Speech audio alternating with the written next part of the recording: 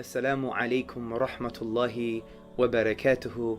May the peace and blessings of Allah, of God, be upon you all. A very quick note for everybody. Allah says in the Quran, أَفَلَا يَتَدَبَّرُونَ الْقُرْآنَ. Do they not reflect upon the Quran, or are there locks on their hearts?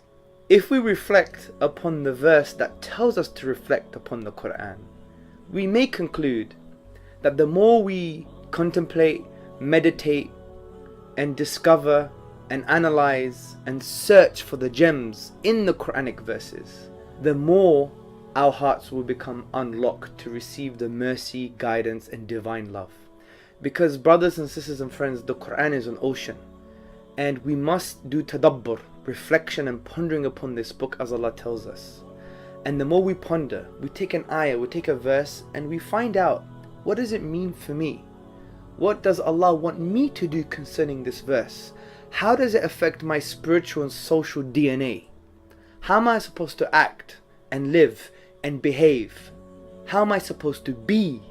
Meaning, what kind of state should I be in? So I want to encourage all the brothers and sisters and friends to really engage with the Quran from this perspective, because the Quran wants to be engaged with. Because the Quran was sent down for the whole of humanity, and human beings are thinking human beings. So Allah, the divine reality, the Lord of everything that exists, is telling us, engage with His word, with His eternal word. And I believe if we engage with it and we ponder upon it, we can really find solutions for all of life, but particularly our spiritual life and for our moral and ethical lives. And I just want to give you an example. I want you to go to chapter 12 of the Quran. It has become my favorite chapter. But this is the beauty of the Quran. Every time you understand a chapter, that becomes your favorite chapter. So I've done some work concerning the 12th chapter in the Quran, and I find it so fascinating. Even Allah, God says, is the greatest story. So in this greatest story, I want you to read this story and find out, why did Yaqub alayhi salam, why was he suffering and in distress? Well, we know he was suffering and in distress because Yusuf, his beloved son, alayhi salam, Joseph, upon whom be peace, Binyamin, his other little son, was also missing.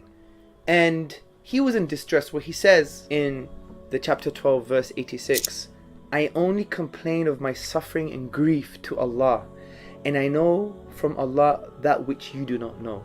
So from the perspective of a state of being, so say we're depressed sometimes in life and we're really upset, or we don't know where we're going, and we have this kind of existential crisis. Who are we? Whose are we? What are we? Why are we? All these questions we can't really answer properly. We haven't really reflected upon those questions properly, because we all need reminders.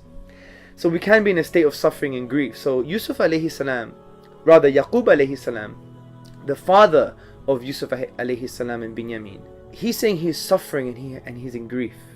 But look at his solution, or look what he does. And he says, I only complain of my suffering and grief to Allah. That's number one. When we go to the next verse, verse 87, he now advises his sons, because he had another 10 sons, to go and find out about Joseph and Binyamin, his brother. And look what Yaqub alayhi salam says. He says, and despair not of the life-giving mercy, Rawhillah, the life-giving mercy of God, of Allah. For indeed, the one who despairs of the life-giving mercy of God is the one who actively rejects the truth. So there are some lessons here. It's teaching us how to deal with grief and distress and depression. Because Yaqub alayhi salam, Jacob, upon whom be peace, he wasn't the one in genuine distress and grief because he loved Joseph so much, he loved Binyamin so much, and he was really, really, really distressed. But look what he does. He says, I complain only to Allah. So that's the first point of call when you're distressed and you're in grief. Complain to Allah. The second piece of advice, which is quite significant, is in the advice he gives to his sons. And he says, and despair not of the life-giving mercy of Allah, for whoever despairs of His mercy is the one who's in an active state of disbelief, who rejects the truth. So it means the one who's in grief and distress and depressed, a solution out of this grief and depression is to sincerely advise others and remind others of the mercy of Allah. Yaqub alayhi salam was the one in distress and grief, but he advised his sons sincerely, and he told them about Allah's mercy, His compassion, His love. So the way to get out of this grief and distress is actually to do that. Advise others sincerely and remind them of the mercy of Allah.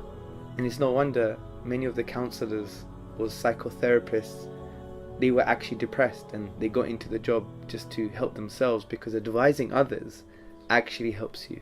So keep on reflecting upon the Quran, brothers and sisters. And if you do feel a bit distressed, a bit in grief, rely on Allah, refer to Allah, complain to Allah alone, because He's the only one who can change the situation. Number 2, sincerely advise others. Number 3, remind others sincerely of the life-giving mercy of your Lord, Allah subhanahu wa ta'ala.